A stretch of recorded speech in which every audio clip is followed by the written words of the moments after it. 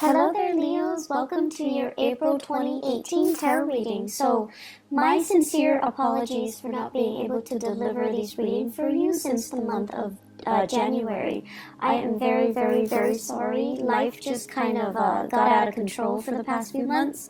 I'm hoping from now on to be a lot more consistent with your reading, and the readings will be published on time, if not early, before the new month, okay? So, I'm hoping to reconnect with you, and thank you for those who are still sticking around and watching. So first off, the way this reading is going to go for this month, maybe for next month as well, I've chosen to do the audio recording mainly because it is easier on me. I have to do, 12 of these, and then in the past months I've tried to do a mid-month reading too, so energetically it was very, very, very taxing. It was very tiring to do, and it was also quite time-consuming. So I'm hoping to reduce the time in which I do the general reading, and I'm hoping to find a strategy that works best for me. So this is my compromise here. What I'm going to do is I have already laid out the spread. I'm going to extract 4 important messages for you, and then we're going to unpack these messages and talk about, in which areas of your life it's affecting, okay? So, the first message that I am seeing here is, they're saying realistic expectation. And I feel this is going to be playing out in the work sector and your family planning sector. And realistic expectation basically means curbing our sense of illusions or delusions and trying to aim for a more practical route, a more practical solution based on where we are right now. It doesn't mean that, we have to let go of our dreams and our aspirations. It basically means maybe we're not there yet, it'll come later, but for now, let's focus on the here and now. Looking at what's in front of you and narrowing your scope a little bit so that you're able to solve what's in front of you, and then later on, it's sort of like we'll cross that bridge when we get there, okay? Breaking up the work, breaking up the worries, breaking up the problems into more manageable pieces so that you can tackle them rather than letting them overwhelm you, okay? So realistic expectations, realistic solutions. The second message here, it's actually really, really beautiful. They are saying loving companion. So you have a lot of love, a lot of family support, a lot of people in your midst that you can turn to, that you can, seek that emotional fulfillment from, and it give you a lot of emotional support. Friends are out there, people are out there. I feel, though, a lot of the times you are too proud to ask for help. Okay, you are, fire signs in general like to be independent. They don't like to weave a sob story and have other people feel sorry for them. So they're just saying here, there isn't any shame in asking for help. And especially if you've got such amazing people around you, it is really important to, ask for help, okay? I feel like they will be more than happy to assist in any way they can, and I don't feel that you're abusing it or anything like that, so definitely ask for help if you can. The third message here, it's emotional maturation. And this is a really, really good message across the board for any sign that I read for. Emotional maturation is a process of seeing outside of ourselves, of seeing and anticipating what other people are dealing with, what other people need from us. Is there any way that we can alleviate the suffering, the emotional turmoil, the problems of other people, okay? Seeing outside of ourselves, being a lot more considerate, a lot more thoughtful in assisting other people. And it's not just giving assistance, but it's sort of like putting our ego, our needs aside so that we can understand and be in the present moment and have this mutual understanding, this sympathy and empathy and mutual rapport with another human being. So I feel like there's a lot to be said here with that message alone, okay? And I'm going to go back to it. The last message here, nickel and dime. So I feel like financially there's something going on with you guys, and I have been feeling this for the past few months. So we're going to unpack that, and we're going to talk about, ways in which you can start to rebuild this financial foundation. So what I have here, realistic expectation, first message. This is showing up in your family planning sector, okay?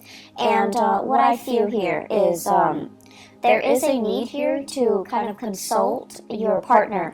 I feel like for many of you, you're a little bit extravagant when it comes to spending, when it comes to buying things, when it comes to splurging. It's like you're quite lenient with yourself when it comes to spending, okay? And you have somebody that's kind of like controlling the purse strings. It could be a relationship partner.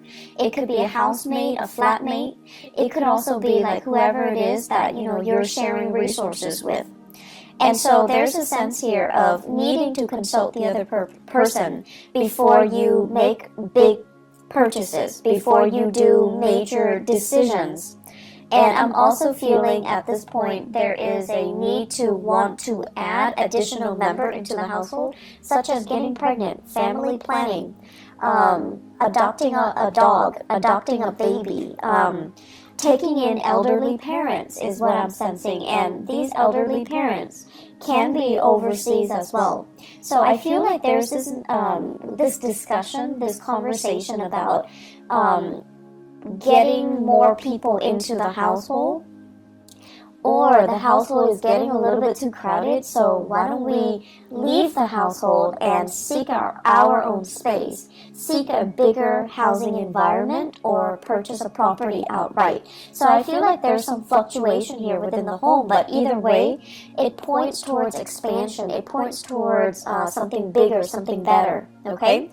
And so financially, whenever we want to move to a house, or whenever we want to bring another person into our household, we want the best conditions. And I feel like with you guys, family means so much to you.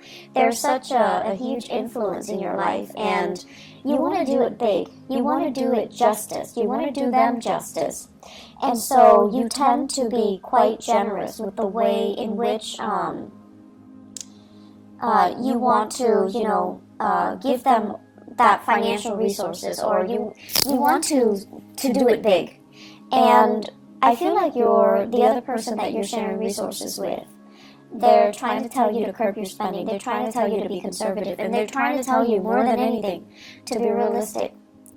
And I feel like the past few months, since the November timeframe, many of you had to cut corners, you had to skimp, and you didn't like that. You didn't want to have to do those things. And so it's gotten to the point where you're actually sitting down, and you're going to have to, be very realistic here. First of all, with the spending. Second of all, how much am I making right now? How much am I spending? So, the financial inflow versus the financial outflow, trying to balance that out, and trying to not succumb to emotional spending, okay? In the career sector as well, what I do feel is many of you are working in a capacity where you're doing a lot of consultation. So I feel some of you are like, I see some people coming to you, and they're like, what do you mean by this sentence? What do you mean by this paragraph? What do you mean by this idea? Can you elaborate? They're giving you something, you revise it, and you submit it to them. So this can be a manuscript, this can be a transcript, this can be like an essay, a piece of artwork. You're working on a consultancy basis, and you're working on a project basis. And so the financial inflow might not be, consistent. It doesn't feel to me like a regular 9-to-5 work. It seems to me like contract work. It seems to me like you're getting paid on a contract basis. But either way, I feel like you enjoy the work that you do. You're getting positive recognition. And I feel many of you are at a point where your career is just starting to take off. And in about 10 months time, it's gonna take off. It's like you're preparing things right now. Right now where you are, it's a little bit of a launching pad, okay? Like a stepping stone. You're taking these minute steps, and then you're going to take off. But I do feel it's going to be in about 10 months' time before you finally make it, before you finally launch, before you finally start to make the type of money that you're hoping for.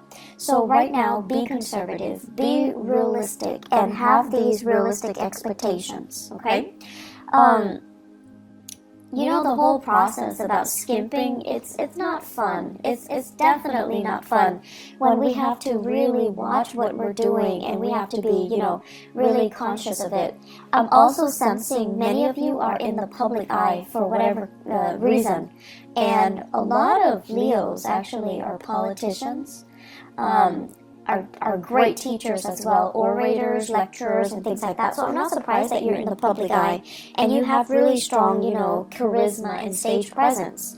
So if you are in the public eye, you're also being extra careful about what you're doing and how you're being perceived and how other people, you know, how you are portrayed in through even social media, even through, you know, newsprint. So I feel like you're trying to curate this persona so that you can, you know, maintain that good role model persona, so that you can, you know, be a positive influence for other people. So I feel like a little bit of management when it comes to how you portray yourself, how you want other people to portray you or to think of you, okay? So a little bit of like reputation management. Not in a bad way at all, but I definitely feel you're erring on the side of caution when it comes to your image, when it comes to your spending, and when it comes to being very realistic about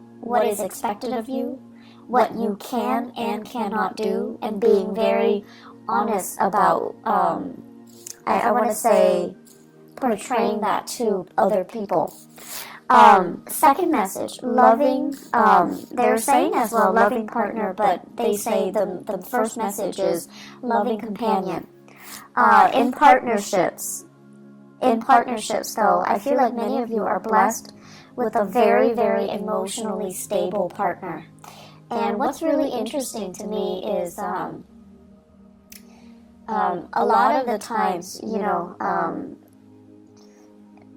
So Leo, to me, the sign of Leo, it's very dramatic, okay?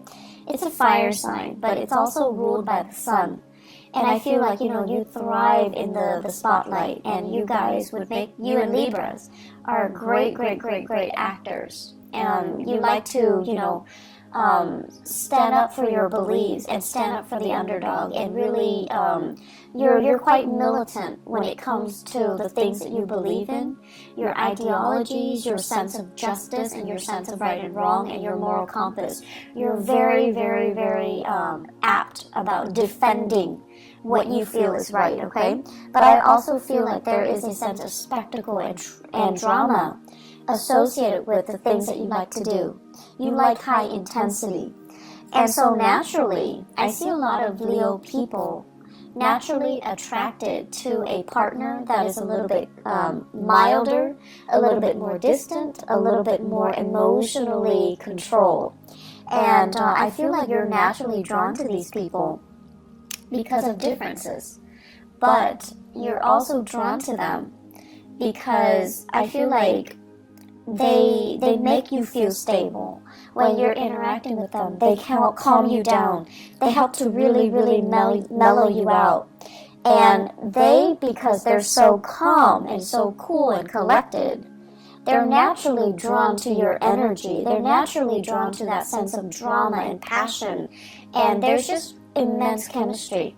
So you have a partner here that is very like, it's like a calm lake, okay? Someone who's really calm, and they're great under pressure, and they never act out of character. They never break that facade, which I think is really admirable. So you have a partner here that is kind of someone who's like, I don't want to say indulging you, because that sounds so patronizing, but I don't feel like it has any negative connotation. So for example, I see you guys excitedly, coming home, and you have this latest project, this latest idea that you want to implement, and you're like, talking a mile a minute, excitedly gesturing and telling your partner about everything that you experience and what you're planning to do. And I see your partner sitting there kind of smiling with a little bit of a smirk, because they're amused. They're amused by how excitable you can get. They're amused by how passionate you can be. And they're amused by how, totally immersed you are when you are passionate about something. I feel like that's why they're really, really drawn towards you guys. And you know how when you watch children, when they're really, really immersed in something, they're like so happy. They're just so pure, and just all you see is this ball of joy. And that's what it feels like to your partner when they're observing you do something. They're just amazed by how, I want to say, single-minded you can be when you are really, really passionate about something.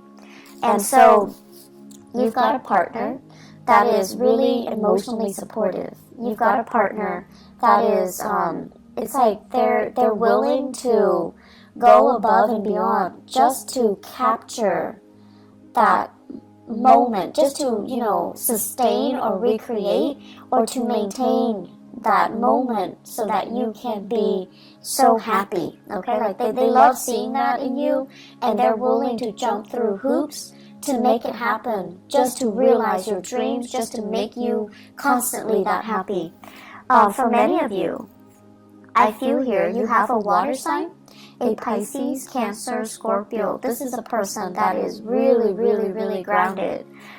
They love you, they support you, and they don't feel threatened at all by your achievement. So, needless to say, I just feel like a good partner should never feel threatened. A good partner should always emotionally support us from behind the scenes if they need to, okay? But some couples, it's really difficult for them to share the spotlight. But I feel with your relationship partner, you've got somebody that is really, really, really willing to get their hands dirty, willing to make it through with you, willing to, go through thick and thin with you. So you've got somebody who is really amazing by your side. For others of you, I feel here an earth sign, okay? So a Taurus, a Virgo, or a Capricorn. And I'm sensing so if it's an earth sign, the tendency is like this. You give them all these ideas, and rather than just being quiet, they're going to say okay, you can do this, but you're going to need to change these things. So it feels a little bit like they're poking holes in your theory, and you're going to feel like, but this is just the preliminary stages. I'm just thinking about this right now, and this is not the final product. And so you're getting a little bit defensive. But this person, the way that earth signs operate, they show they care by listening to you and giving feedback. That's just the way they are programmed, and that's just the way they operate. And they're not like the water sign where they can sit there and, support you from behind the scenes or, do anything that you help them. But the earth signs, if you need their help, 100% they will be there, even if they don't agree with you, even if they feel like this is like a pipe dream, it's never going to come together. If you need their help, and if they can be of assistance in any way, they're going to be there. They're going to be the one passing out the flyers. They're going to be, up at 3 a.m. with you drawing, making posters, painting murals, and things like that. So people show their love in different ways. People show their support in different ways. And so just because one person is like listening and they're not doing the actions like the water sign, doesn't mean they don't love you. And just because, you know, the other person is like poking holes in your theory, like the earth sign, they're a little bit more critical, and they need to make sure that you know what you're getting yourself into. Just because they care. That's just the way they care. It doesn't really diminish the love and the support, okay? And honestly, if these two people or two signs didn't care, they wouldn't be around, okay? So I feel like you might be doubting it, or you might be going through a situation where you're frustrated. And you know, we get frustrated with our partners all the time. But during Mercury in retrograde, the energy is really volatile. So it is important for us to really put ourselves in other people's shoes, and especially learn to put ourselves in our loved ones' shoes and see how they feel about us, and see how they're trying to show they care through the ways that they can support you, or the things that they can help you with, okay? So I feel like you've got someone who's really loving by your side. Companionship as well, friendship, family, relationships. You guys have a lot of support. I do see this unconditional love coming from siblings. So for those of you who are fortunate enough to have siblings, there's this outpouring of love. They're babysitting you, they're watching the kids, they're cooking for the kids, they're taking the nieces and the nephews out while you're studying, while you're taking exams, while you're working overtime. So props to those siblings, okay? I feel like the relationship, the sibling relationship, there is so much love here, and I feel like it's going to make you, it's just going to give you that sense of appreciation that somebody is willing to, you know, go above and beyond to assist you. So you've got a lot of support coming in this month, Leo. There is no reason for you to feel isolated and to feel like, oh, they don't really love me, I'm going to wait for them to reach out. Don't get into that habit of only seeing things from your point of view and not accepting the way that other people show they love you, okay? Third message here, emotional maturation. So the emotional maturation message goes hand in hand with everything that I talked about before, the two messages that comes before. You're at a point where recently, as of, I'm seeing the time of Scorpio last year, so November 2017, things were a little bit rough for you. So I feel like there was a major disappointment here. There were major obstacles and major setbacks. I feel it playing out in your career sector. And I'm feeling it playing out, first of all, let me see, education sector, higher education, okay? I'm also seeing it play out with in-laws. So higher education, in-laws, and that rules the 9th house. So whatever the setback is, you overcame it, and it left you feeling very jaded and very emotionally distraught. If it happened with in-laws, you feel like, I don't know how they feel about me. I don't know if they like me. I don't know if I like them. So I feel that. If it happened in the higher education sector, I feel like you feel disillusioned. You feel like, is this the right field? Am I going to be able to get a good job? I've invested so much time. Am I going to be able to, you know, am I still in love with the work? Am I still in love with the profession? Am I still in love with the subject matter to be doing it for the rest of my life? So you have some major dilemmas or even major like turning points in your life when it came to your career and also education, okay? And when it comes to the career sector, it's almost like you had to, I'm seeing here, the work itself shouldn't be physically taxing, but it was very physically taxing. I see you traveling distances, like huge distances. I'm seeing you operating or working on uneven terrain in areas that are like, you know, it's like you have to be the one to create that trail. it's like you're in a virgin land, and there isn't a trail that's already created for you, so you have to blaze that trail.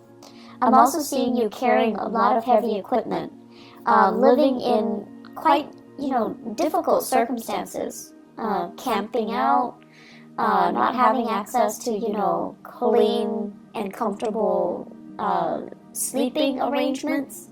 So it's kind of physically difficult, okay? Like it's physically taxing, it's exhausting. So I feel like you were really challenged. And that, all of it, you overcame it. It made you a lot stronger, honestly. It made you a lot more, I feel like, rough around the edges. But it made you a lot stronger. So the emotional maturation basically means, I feel like it can go one of two ways. Because you've been through all of this, through all this hardship, and you came out okay, I feel like you can come out a little bit jaded.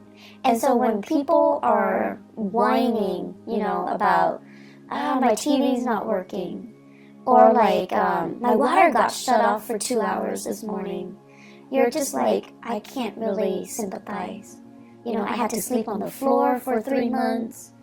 I had to sleep in a tent with mud underneath me and the rain just pouring on me. Things like that. You've endured your share of hardship, and now people are telling you about very mundane problems, and you're brushing it off because you can no longer relate. And I feel like that is a little bit of a negative way of incorporating this emotional maturation process, okay?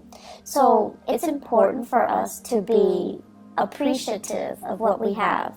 And so definitely it's annoying when these people are coming to you and they're whining about things that don't really matter. But it is also really, really important for us not to look down at people and to meet people where they're at.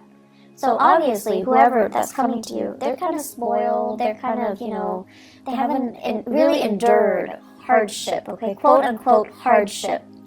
But it doesn't mean that you can just brush them aside, and it doesn't mean that they don't have their own issues, okay? But I feel like you're distancing yourself from those types of people. You're distancing yourself from the really privileged types of people who are whining about really mundane things. I do see emotional detachment coming in for you. And then for others of you, because of this emotional maturation process, because of everything, the hardship that you've had to go through since the November timeframe last year, you're coming out on top. You're coming out a better and a stronger person. You're becoming a little bit more, a lot more considerate. And I almost feel like you want to share your expertise, you want to share your skills, you want to share your best practices with other people. And I feel like you're doing this kind of like of your own volition. So you're seeing somebody struggling and you're like, hey, I was, going through that last year. Let me give these people a few pointers. And then I see you put in a position where you're teaching them, you're guiding them, or you're giving them, pointers as to what they need to do. Okay, so it's actually a really beautiful process because you're sharing your knowledge and you're sharing it in a way where you intuitively know it's going to help them. They're going to be where you were last year. They're going to be in that same spot. And whatever pointers you can give them to really help ease and facilitate that process for them, that's what you're going to do. If people are whining about mundane things, just let them whine. Don't let it get to you, okay? And then whatever capacity you can help people, definitely do so. The final message that I'm going to leave you guys with here is nickel and dime. And the nickel and dime isn't so much about being bankrupt or being, destitute. It's more about foregoing immediate pleasures for long-term gain, okay? So you're really, really, really, really thinking about, I feel many of you the way that you're thinking about money is definitely going to change for the next 10 months. And the way in which I feel like your framework regarding money as a means to an end and not an end in itself. And I know that sounds really cliche, but it needs to be said. Because I feel like there was a lot of money wasted. A lot of money wasted for the past 3 years. And I feel like some of you know exactly what I'm talking about. Money that came really fast, they left your hands really fast. And I also feel as well, let me see, money that you thought was going to be around forever and ever and ever. Money that it's like it's like a bottomless well, okay? You need it, it's there. You need it, it's there. Or the work situation was so prosperous. You worked and there's that paycheck, but something happened. And then the supply of money or the consistency just wasn't, it's no longer here anymore. And so you're really, really thinking about the building blocks for your future wealth and prosperity. You're nickel and diming yourself. You're being very, very cautious about spending. You're being a lot more responsible. And you're obsessively, checking the bank account. Some of you are waiting for sources of funding to come in, and it's getting delayed. Okay? And so it's not a good place to be when we count on something and it's not there. But I feel like it's going to clear up for you. Let me see, 1, 2, 3, 4. I want to say like 5 weeks time. 5 weeks time might take us into the May time frame. Okay, so May. I'm also sensing as well, it's just like the financial situation is a little bit unstable right now. Keep trucking on, keep saving, and I know it's not fun to, have to nickel and dime ourselves and to have to, be super, super conservative. And I feel like the only danger for you guys is you have to do it for so many months before you're just like, F it. And then you splurge, and then you go through, periods of like intense spending. So please be careful about that. Home renovation, that's in order. It's going to be wonderful. It's looking really good. I also feel as well, they're saying here, they keep saying, your siblings, you've got amazing siblings, okay? Whatever you think they feel about you, yes, they think you're stubborn. Yes, they think like, oh my gosh, you are such a, like, they're like a bull, like someone who's extremely stubborn, extremely bullish in their ways, or, just like, they won't listen. So it's like you've got your opinions made. You've got your ideas fixed, right? And no matter what they do, they can't persuade you. Yes, they think of all these things about you, but they do really love you as well. So don't make the process difficult. Don't do that to the people that you love. And they love you, so no matter how much you guys argue, there's still a lot of love there. So approach it with a little bit of compassion, okay? And I want to say, be a little bit more flexible. There is some really big karma here about money. And I feel like until your framework about money changes, and I can tell you till, I'm blue in the face, money's a means to an end. Until that light bulb kind of, switches on in your head, until you truly, truly, truly understand what that means. The financial prosperity that I mentioned coming in the October timeframe, it's going to be delayed. So until you really grasp that lesson. So what exactly does that mean? I feel like you're going to spend from now until the May timeframe trying to figure this out. And once you figure it out, lesson learned, there's going to be huge prosperity coming in the later part of the year, okay? you have some really important things that needs to be worked through and needs to be experienced during this Mercury retrograde cycle. So I'm sensing here that, learning to get your financial affairs in order, having a game plan for yourself, start saving and start rethinking about, how you see money and how you think about financial foundation and financial prosperity. That's going to be really important, okay? So Leos, I wish you all the best, and I'll be back for next month's reading, okay? Take care of yourself and enjoy the rest of this month. Bye-bye.